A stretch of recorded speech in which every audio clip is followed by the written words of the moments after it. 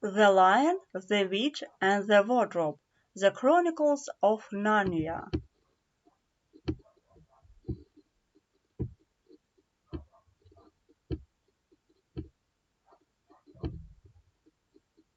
One.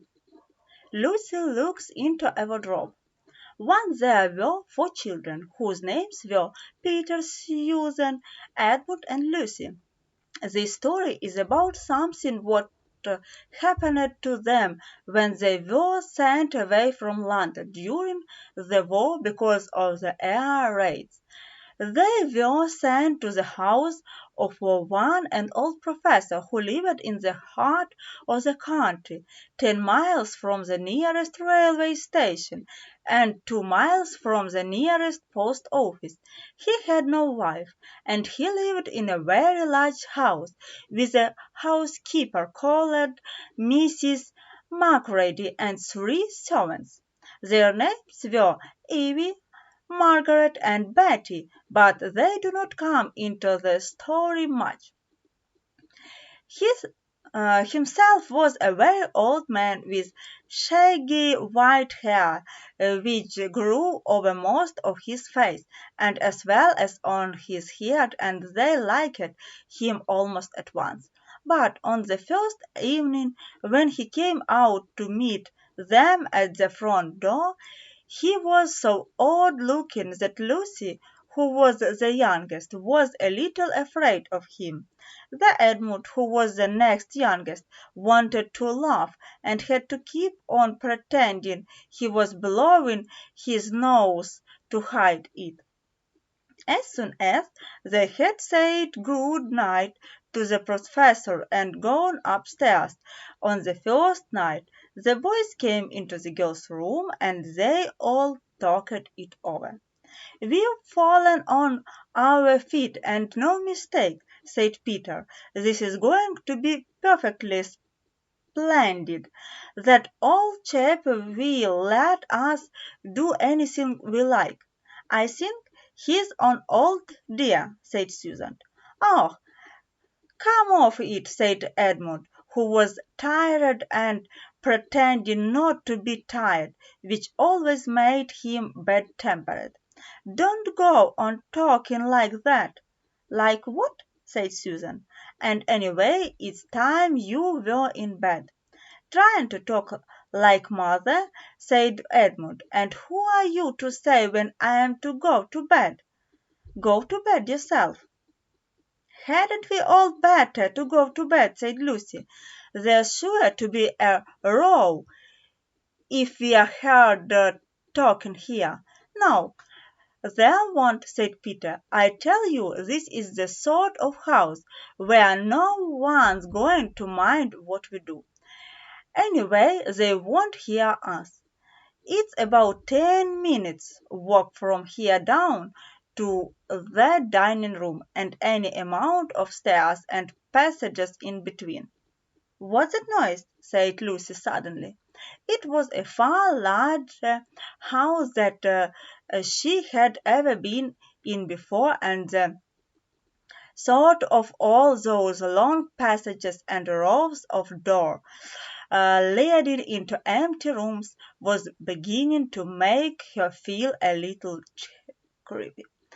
"It's only a bird, silly," said Edmund. "It's an owl," said Peter. "This is going to be a wonderful place for birds. I shall go to bed now. I say, let's go and explore tomorrow. You might find anything in a place like this. Did you see those mountains as we came along? And the woods?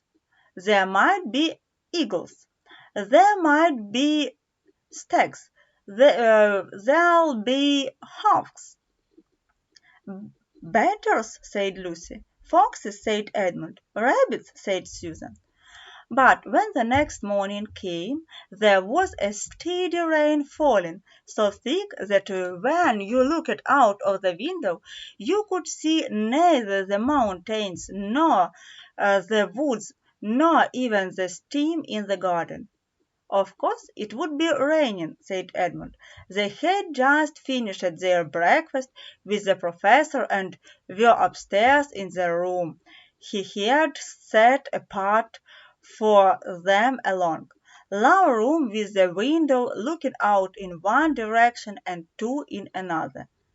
"Do stop grumbling, Ed," said Susan. 10 to 1, it'll clear up in an hour or so, and in the meantime we're pretty well off. There's a wireless and lots of books." "Now for me," said Peter. "I'm going to explore in the house." Everyone agreed to this, and that was how two adventures began. It was the sort of houses that you never seem to come to the end of, and it was full of unexpected places. The first few doors they tried led only into space bedrooms, as everyone had expected that they would. But soon they came to a very long room full of pictures, and there they found a suit of armor, and after that was a room all hugs with green, with a harp in one corner, and then came 3 steps down and 5 steps up, and then a kind of a little upstairs hall and a door that led out onto a balcony, and then a whole series of rooms that led into each other, and they are lined with books, most of them very old books and more bigger than a Bible in a church. And shortly after that they looked into a room that was quietly empty except for one big wardrobe, the sort that was a looking glass in the door. There was nothing else in the room at all except a dead blue box on the window sill. "Nothing there," said Peter, and they all trotted out again, all except Lucy. She stayed behind because she thought it would be worth while trying the door of the wardrobe, even thought she felt almost sure that it would be locked. To her surprise it opened quite easily, and 2 mouse balls dropped out. Looking into the inside, she saw several coats hanging up, mostly long fur coats. There was nothing Lucy liked so much as the smell and feel of fur. She immediately stepped into the wardrobe and got in among the coats and rubbed her face against them, leaving the door open, of course, because she knew that it is very foolish to shut oneself into any wardrobe. Soon she went further in and found that there was a second row of coats hanging up behind the first one. It was almost quite dark in there, and she kept her arms stretched out in front of her so as not to quite dark in there, and she kept her arms stretched out in front of her so as not to dump her face into the black of the wardrobe.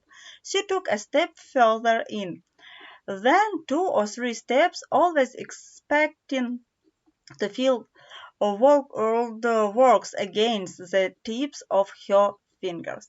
But she could not feel it. "This must be a simply enormous wardrobe," thought Lucy, going still further in and pushing the soft fold of the coat aside to make room for her. Then she noticed that there was something crushing under her feet. "I wonder, is that more mothballs?" she thought, stooping down to feel it with her hand. But instead of feeling the hard, smooth wood of the door of the wardrobe, she felt something sort of powdery and extremely cold. "This is very queer," she said, and went on a step or two farther. Next moment she found that what was rubbing against her face and hands was no longer soft fur, but something hard and round and very prickly. Why, it is just like branches of trees, explained Lucy. And then she saw that there was a light ahead of her, not a few inches, and where the back of the wardrobe ought to come being, but a long way off. Something cold and soft was falling on her. A moment later she found that she was standing in the middle of a wood at night time, with snow under the feet and snowflakes falling through the air. Lucy felt a little frightened, but she felt very inquisitive and excited as well. She looked back over her shoulder, and there, between the dark tree trunks, she could still see and the open doorway and the door wardrobe, and even catch a glimpse of the empty room from which she had set out.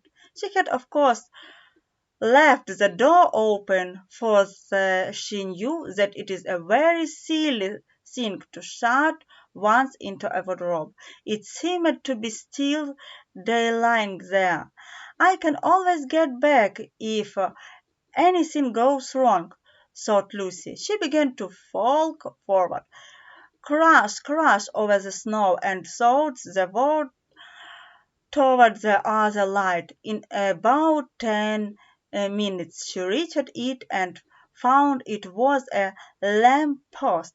As she stood looking at it, wondering why there was a lamp post in the middle of a wood, and wondering what to do next, she heard a pitter-patter of feet coming toward her, and soon after that a very strange person stepped out from amongst the trees into the light of the lamp post. He was only a little taller than Lucy herself, and she carried over his head an umbrella white with snow. From the waist upward she was like a man, but his legs were shaped like a goat's. The hair on them was glossy black, and instead of feet he had got hoofs. He also had a tail, but Lucy did not notice this at first because it was neatly caught up over the arms that held the umbrella so as to keep it from trailing in the snow. He had a red woolen muffler around his neck, and his skin was rich reddish too. He had a strange but pleasant little face, with a short pointed bare and curly hair, and out of the hair there stuck two horns, one on each side of his forehead. One of these hands, as I have said, held the umbrella. In the other arm she carried several brown paper sparklers that with the parcels and the snow it looked just as if he had been going his Christmas shopping. He was a fawn, and when he saw Lucy he began such a start of surprise that he dropped all his sparklers. "Goodness gracious me!" exclaimed the fawn. Chapter 2. What Lucy Found There. "Good evening," said Lucy, but the fawn was so busy picking up its parcels that at first it did not reply. When it had finished it made her a little bow. "Good evening," said the fawn. "Excuse me, I don't want to be inquisitive, but should I be right in thinking that you are a daughter of Eve?" "My name's Lucy," said she, not quite understanding him. "But you are, forgive me, you are What they call a girl?" asked the fawn. "Of course I am a girl," said Lucy. "You are in fact human." "Of course I am human," said Lucy, still a little puzzled. To be sure," said the fawn. "How stupid of me! But I have never seen a son of Adam or daughter of Eve before. I am delighted, that is to say—" and then it stopped as if it had been going to say something it had not intended but had remembered in time. "Delighted, delighted," it went on. "Allow me to introduce myself. My name is Tumnus." "I am very pleased to meet you, Mr. Tumnus," said Lucy. "And may I ask—" "Oh, Lucy, daughter of Eve," said Tumnus, "how you have come into Narnia?" "Narnia? What's that?" said Lucy. "This is the land of Narnia," said the fawn, "where we are now. All that lies between the lamp post and the great castle of Cair Peveril on the eastern sea. And you have come from the wild woods of the west." "I got in through the wardrobe in the space room," said Lucy. "Ah," said Mr. Thomas, in a rather melancholy voice, "if only I had worked harder at geography when I was a little fawn, I should know double now all about those strange countries. It is too late now." "But they aren't countries at all," said Lucy, almost laughing. "It is only just back there. At least, I am not sure. It is summer there." "Meanwhile," said Mr. Thomas, "it is winter in Narnia, and has been for ever so long, and we shall both catch cold if we stand here talking in the snow.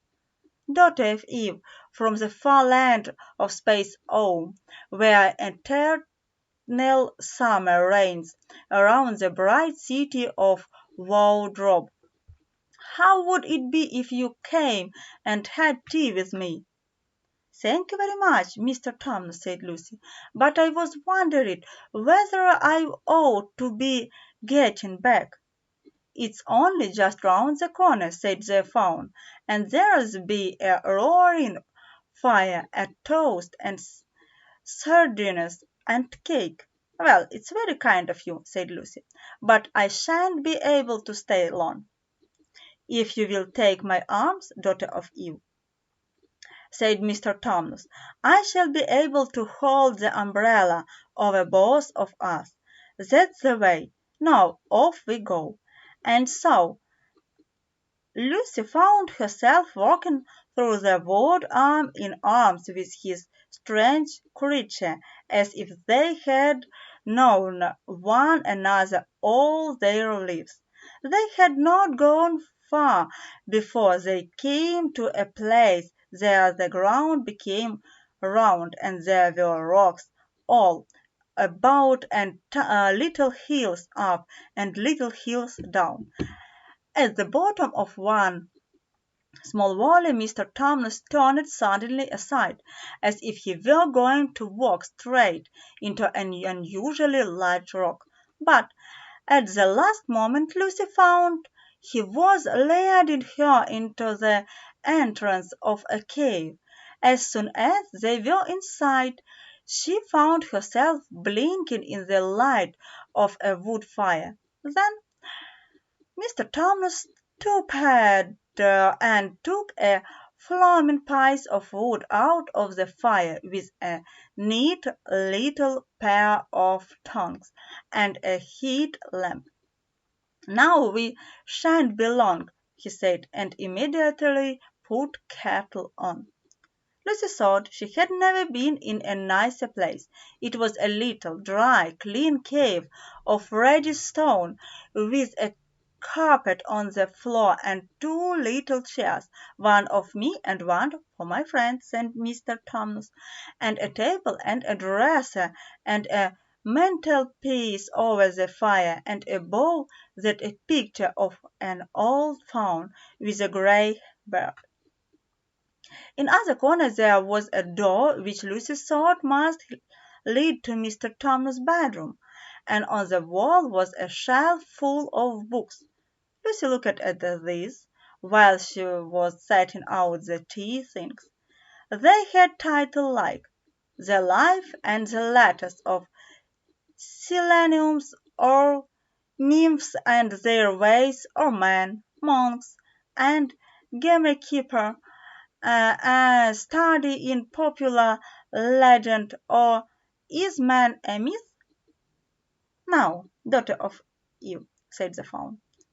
"Oh, really, it was a wonderful tea. There was a nice brown egg, lightly boiled, for each of them, and then sardines on toast, and then buttered toast, and then toast with honey, and then a sugar toilet cake." And when Lucy was tired of eating, the faun began to talk. He had wonderful tales to tell of life in the forest. He told about the midnight dance, and how the nymphs who lived in the wells and the dryads who lived in the trees came out to dance with the fauns. About long hunting parties after the milk-white stag who could give you wishes if you caught him.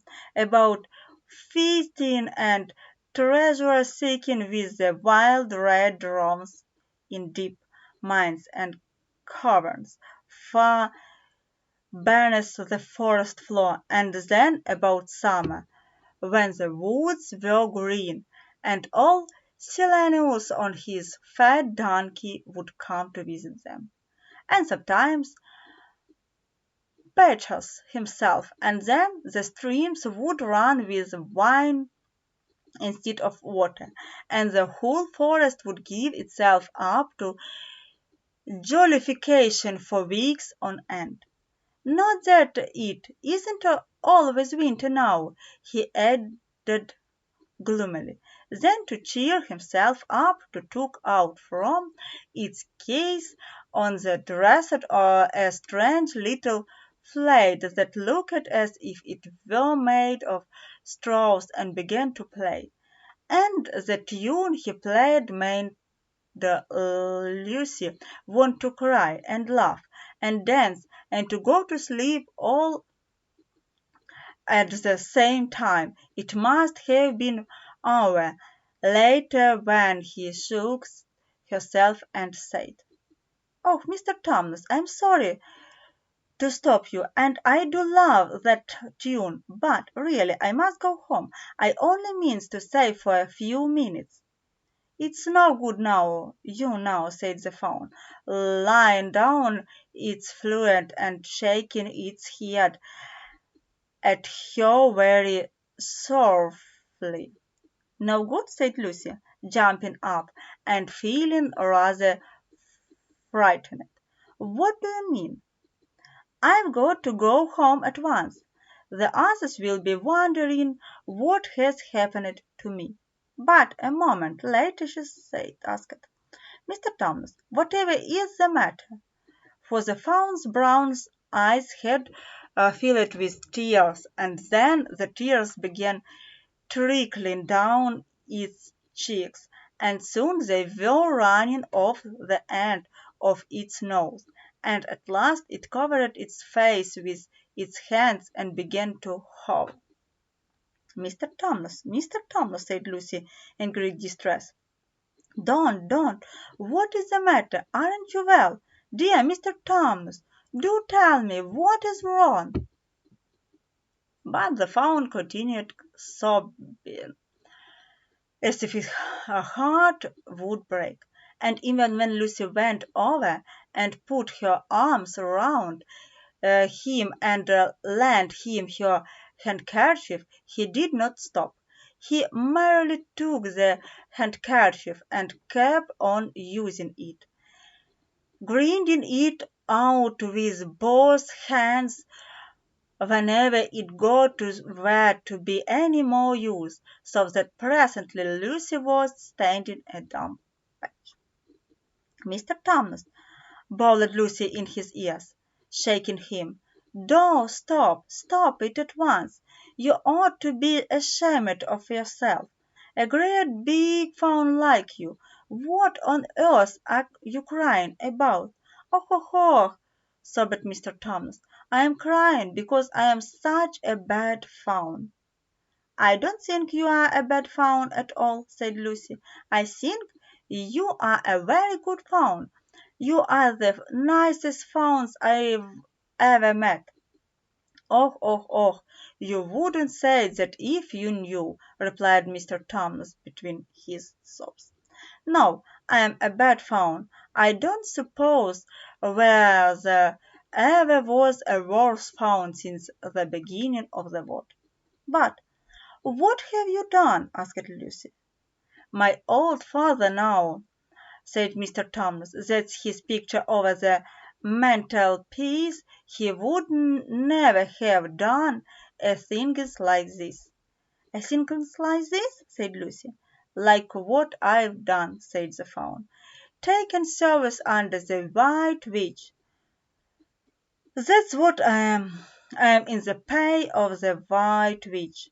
"The White Witch? So is she? Who is she?" "Why, it is she that has got all Narnia under the thumb.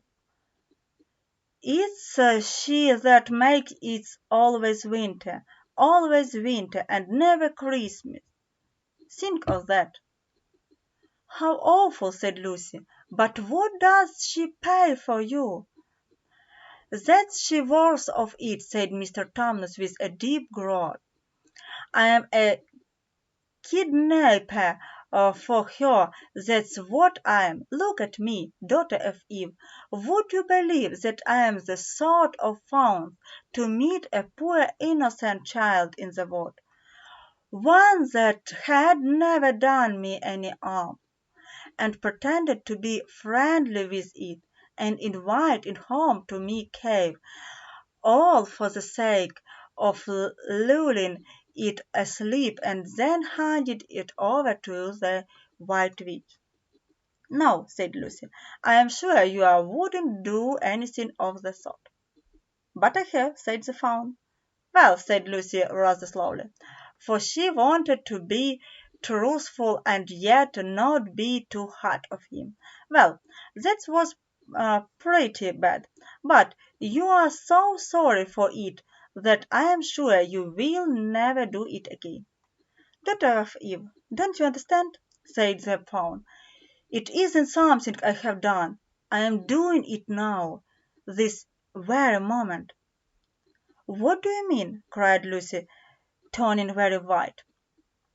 "You are the child," said Thomas. "I had order from the White Witch that if ever I saw a son Adam or a daughter of Eve in the wood, I was to catch them and hand them over to her. And you are the first I ever met, and I've pretended to be your friend and asked you to tea, and all the time I have been meaning to wait till you were asleep and then go and tell her." "Oh, but you won't, Mr. Thomas," said Lucy. "You won't, will you? Indeed, you really mustn't." "And if I don't," said he, beginning to cry again, "she's sure to find out, and she'll have my tail cut off, and my horns sawn off, and my birds plucked out, and she'll wave her wand over my beautiful cloven hooves, and turn them into horrid solid hoofs like a wretched horse's. And if she is etc. and specially agree, she'll turn me into stone, and I shall be only a statue of a fawn in the horrible house until the four thrones at care, Paravel and Philid, and goodness knows when that will happen, or whether it will ever happen at all." "I am very sorry, Mr. Thomas," said Lucy, "but please let me go home." "Of course I will," said the fawn. "Of course I've got to. I see that now. I hadn't known what humans were like before I met you. Of course, I can't give you up to the witch. Not now that I know you, but we must be off at once. I'll see you back to the lamp post. I suppose you can't find your own way from the back to space, and wardrobe. I'm sure I can, said Lucy. We must go as quickly as we can, said Mr. Thomas. The whole wood is full of her spies. Even some of the trees are on her side. They both got up and felt the tea sinking off the table, and Mr. Thomas once more put his umbrella and gave Lucy his arm, and they went out into the snow. The journey back was not at all like the journey to the Faun's cave. They stole along as quickly as they could, without speaking a word, and Mr. Thomas kept to the darkest places. Lucy was relieved when they reached the lamp post again. "Do you know your way from here, daughter of Eve?" said Mr. Thomas.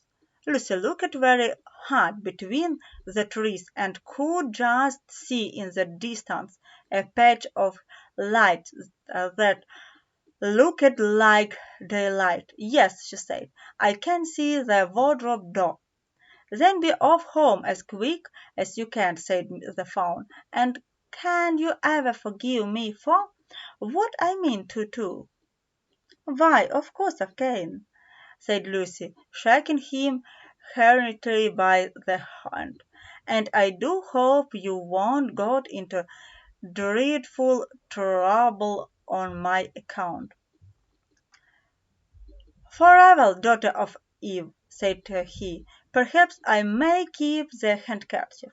"Rather," said Lucy, and then ran toward the far-off patch of daylight as quickly as her legs would carry her, and presently, instead of rose branches brushing past her, she felt cords, and instead of crunching snow under her feet, they felt wooden boards, and all at the she found herself jumping out of the wardrobe into the same empty room from which the whole adventure had started. She shut the wardrobe door, turning behind her, and looked around, panting for breath. It was still raining, and she could hear the voices of the others in the passage. "I am here," she shouted. "I am here. I've come back. I am all right."